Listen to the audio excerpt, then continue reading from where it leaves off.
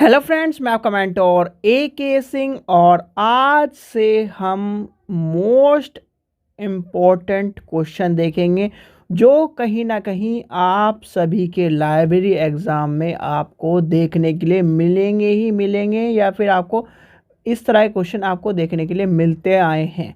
यानी कि आज हम लाइब्रेरी साइंस के या फिर लाइब्रेरियन के एग्ज़ाम के वो सभी क्वेश्चन देखेंगे जो कहीं ना कहीं आपके लिए मोस्ट इम्पोर्टेंट है। यानी कि मोस्ट इम्पोर्टेंट क्वेश्चन आज हम देखेंगे लाइब्रेरी के, ठीक है। यानी लाइब्रेरी एग्ज़ाम के मोस्ट इम्पोर्टेंट क्वेश्चन देखेंगे और ये क्वेश्चन आपको वो क्वेश्चन हैं जो यानी कि आपके सिलेबस से कहीं ना कहीं आपके एग्ज़ाम से और आपके पेपर से रिलेटेड आपके मोस्ट इम्पॉर्टेंट क्वेश्चन है।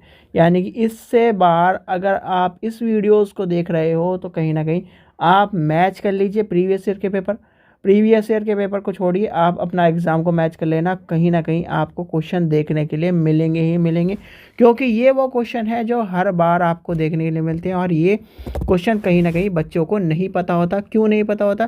क्योंकि वो इस तरह के क्वेश्चनों को हैंडल नहीं कर पाते और ना ही वो इस तरह के क्वेश्चनों को देखते हैं। तो सबसे पहली बात आती है, यानी कि आज सबसे पहले यानी क्लास नंबर 1 है हमारी, और क्लास नंबर 1 ये जो PDF है, यानी कि PDF आपको कहीं ना कहीं आपको टेलीग्राम चैनल पर मिल जाएगा। टेलीग्राम चैनल का लिंक आपको या तो अबाउट में चल जाइए या फिर आपको लिंक इसके डिस्क्रिप्शन में मिल जाएगा, वहाँ से जाकर आप निकाल लीजिए। तो सबसे पहले यानी कि सबसे पहला मोस्ट इम्पॉर्टेंट क्वेश्चन क्या है जो पूछा जाता है, आपसे पूछा जाता है, वो है कि PhD वाला क्वेश्चन, यानी कि PhD से रिलेटेड क्वेश्चन। PhD से रिलेटेड क्वेश्चन क्या पूछा जाता है कि जो PhD करने वाला व्यक्ति था, यानी कि जो PhD करने वाला व्यक्ति था वो कौन था, पहली PhD करने वाला व्यक्ति कौन था। देखो 3 चीज पूछी जाती है इसमें, व्यक्ति का नाम। क्वेश्चन मैं आपको एक्सप्लेन इसलिए करके बता रहा हूँ क्योंकि आपको इससे ही तीनों चीज़ें मैं एक्सप्लेन कर दूंगा। व्यक्ति का नाम, यूनिवर्सिटी का नाम, यूनिवर्सिटी यानी कि विश्वविद्यालय का नाम, और यूनिवर्सिटी के बाद आपका कौन सा पूछे। चलिए हिंदी में लेके चल रहे हैं तो हिंदी में बच्चे बहुत सारे हिंदी, यानी कि विश्वविद्यालय का नाम। विश्वविद्यालय के बाद आता है शीर्षक, यानी कि शीर्षक टॉपिक, किस टॉपिक पे। यानी कि ये 3 क्वेश्चन अभी तक पूछे गए हैं, तो आपको सबसे पहले पता होना चाहिए कि सबसे पहले किसने क्या करी थी। यानी प्राथमिक जो PhD करी थी वो किस उपाधि किसे मिली थी, कहाँ से मिली थी, कैसे मिली थी, तो ये सारी चीज़ आपको पता होना चाहिए। तो सबसे पहले PhD आपको कहाँ से मिली, यानी कि व्यक्ति कौन है, व्यक्ति है DB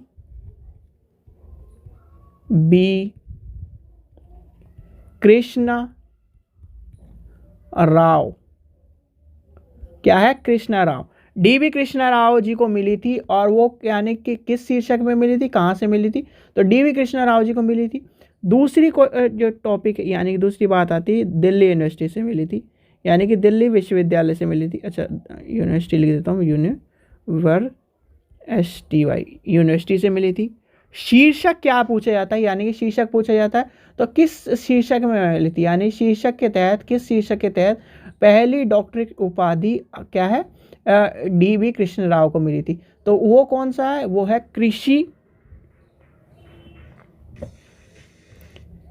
कृषि का पक्ष विश्लेषण और गहन वर्गीकरण। यानी कि इंग्लिश में क्या कहेंगे, इंग्लिश में दिल्ली यूनिवर्सिटी, नाम इनका आपको पता ही है। तो ये क्या होगा, आपका हो जाएगा fact analysis and depth classification of agriculture. ये लिख देता हूं मैं, fact analysis and DEP depth classification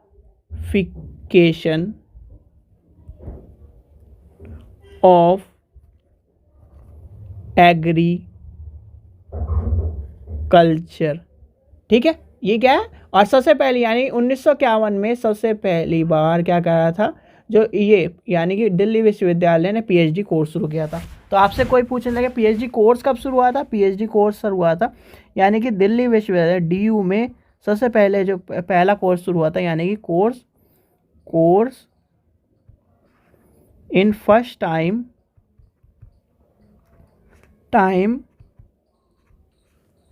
कब शुरू हुआ था, 1900 यानी कि 1951 में। और उपाधि कब मिली थी, यानी कि पहली उपाधि कब मिली थी जो इन्हें मिली थी, यानी इनको कब मिली थी, यानी कि ये मिली थी 1957 में। तो यानी कि ये आपके कितने क्वेश्चन हो गए, एक क्वेश्चन, दो क्वेश्चन, 1 2 3 4 5 6 क्वेश्चन आपको क्या है इसमें मिल गए हैं। यानी कि इस तरह से आपको कहीं ना कहीं क्वेश्चन आपको बताए जा रहे हैं जो आपके इम्पोर्टेंट हैं और जो इससे रिलेटेड आपकी इंफॉर्मेशन आपको बताई जाए।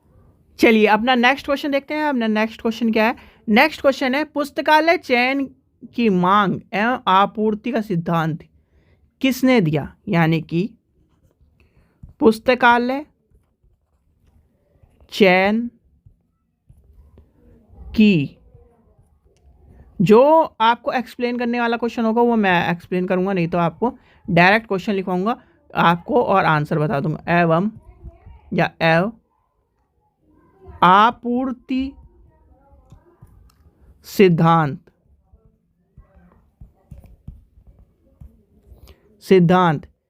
किसने दिया था, तो ये आपको पता होना चाहिए। तो ये था आपका मैककॉलविन।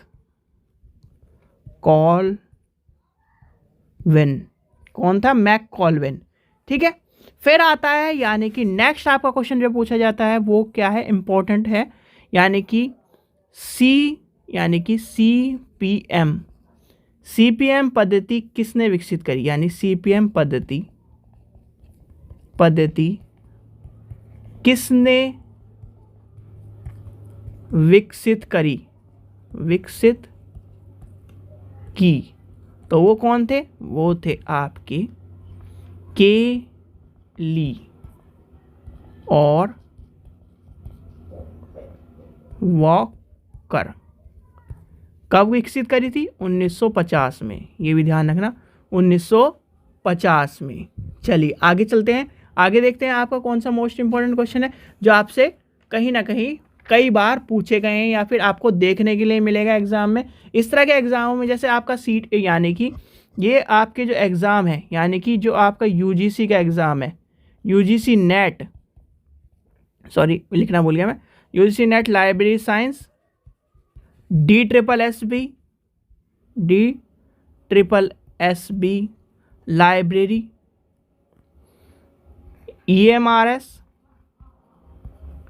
Library, KVS, NVS and other library के लिए आप सभी के ये मोस्ट इम्पॉर्टेंट क्वेश्चन चल रहे हैं। तो आप क्या है, यानी कि आज पहली क्लास है तो इसमें जो नेक्स्ट क्वेश्चन देखते हैं। अब जो इम्पोर्टेंट क्वेश्चन है वो आपका कौन सा देखने के लिए मिलता है, तो यानी कि इस तरह के जो क्वेश्चन आपको, जैसे आपको अभी पता है कि ये सीपीएम वाला क्वेश्चन है, अब सीपीएम वाले जो क्वेश्चन हैं ये आपको इस तरह देखने के लिए मिलेंगे। और वीडियो में आपको बड़ी ज़्यादा नहीं बना के दूंगा जिससे आपको परेशानी हो। अगला क्वेश्चन है आपका इंपीरियल लाइब्रेरी, यानी इंपीरियल पुस्तकालय भारत का यानी उसमें भारत का पहला जो पुस्तकालय अध्यक्ष था कौन था, तो ये आपसे पूछा जाता है। इंपीरियल या इंपीरियल पुस्तकालय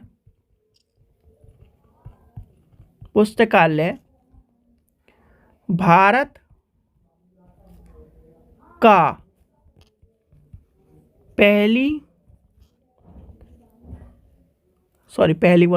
पहला पुस्तकालय अध्यक्ष कौन है या कौन था, कौन था। तो ये क्या है आपका, सबसे पहला आपको पता होना चाहिए कौन था, जॉन मैकफेलिन। ठीक है, ये क्या है, जॉन मैकफेलिन।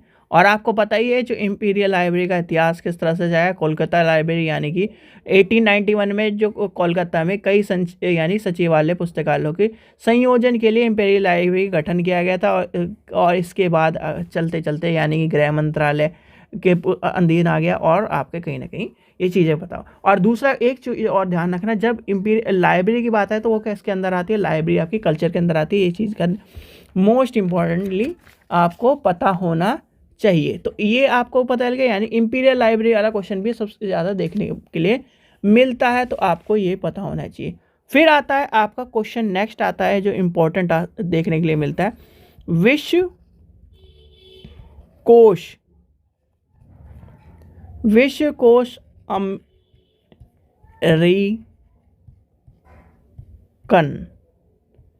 के कितने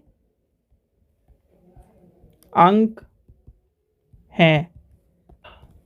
तो कितने अंक है, इसके अंक है आपको पता होना चाहिए। ये क्वेश्चन आपका कई बार पूछा गया, तो इसके अंक है 30, यानी कि 30 अंक आपको देखने के लिए मिलेंगे, यानी 30 अंक हैं, यानी कि 30 आपको अंक देखने के लिए मिलेंगे। ठीक है, चलिए आगे देखते हैं, आगे क्या इंपॉर्टेंट है आपकी। ये सबसे ज़्यादा क्वेश्चन पूछा जाता है PERT, यानी कि PERT का पूरा नाम, यानी कि पूरा नाम। PERT का पूरा नाम क्या है? PERT का पूरा नाम अगर इंग्लिश में लिखे जाए तो यानी कि कहेंगे क्या, प्रोग्राम, ओके, क्योंकि ये PDF आपको देनी है, प्रोग्राम इवोल्यूशनर एंड रिव्यू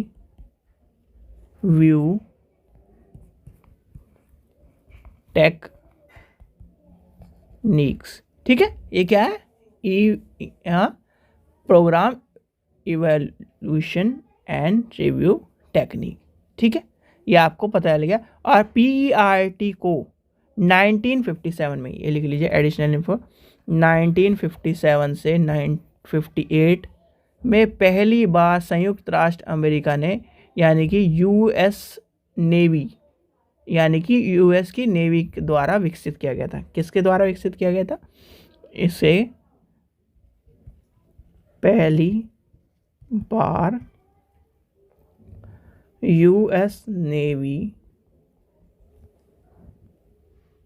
द्वारा विकसित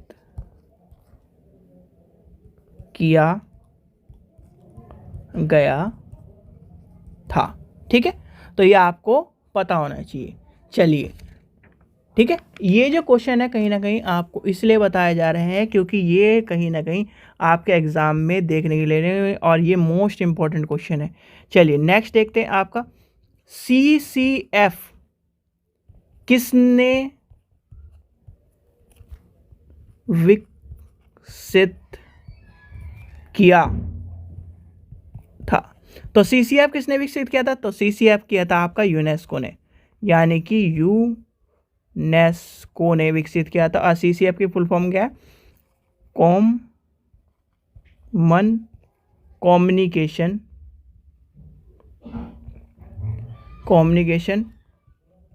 फॉर्मेट।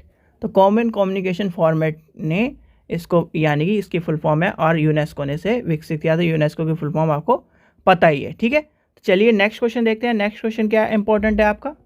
ठीक है, तो नेक्स्ट क्वेश्चन देखते हैं। नेक्स्ट क्वेश्चन है आपका AACR2 से संबंधित है, यानी कि AACR2 में रिवाइज एडिशन का जो यानी कि उसमें पूछा गया कितने भागों में बांटा गया है आपसे, यानी कि AACR2R में पहला भाग कितने अध्यायों में बांटा गया है? ठीक है, तो ये है आपका, यानी कि को कितने भागों में बांटा गया? 13 भागों में, यानी कि 13 भागों में बांटा गया, यानी कि 13 भागों में बांटा गया। तो ये यानी कि ये भी नेक्स्ट क्वेश्चन भी इंपॉर्टेंट है। चलिए नेक्स्ट क्वेश्चन देखते हैं। नेक्स्ट क्वेश्चन है आपका बुक इन प्रिंट वाला, यानी कि प्रिंट ऑफ बुक, या फिर आपको हिंदी में लिखा मिलेगा बुक्स इन प्रिंट, यानी कि का प्रकाशक कौन है? तो इसका प्रकाशक आपको पता होना चाहिए। इसका प्रकाशक था, यानी कि प्रकाशक है बोकर कंपनी, यानी कि बोकर कंपनी। और ये क्या है? यानी इसके प्रकाशन में आर बोकर एवं अमेरिका के लिमिटेड लाइब्रेरी, यानी कि ये भी लिख लीजिए, इसका प्रकाशन या प्रकाशक आर बोकर एवं अमेरिका या अमेरिकी लिमिटेड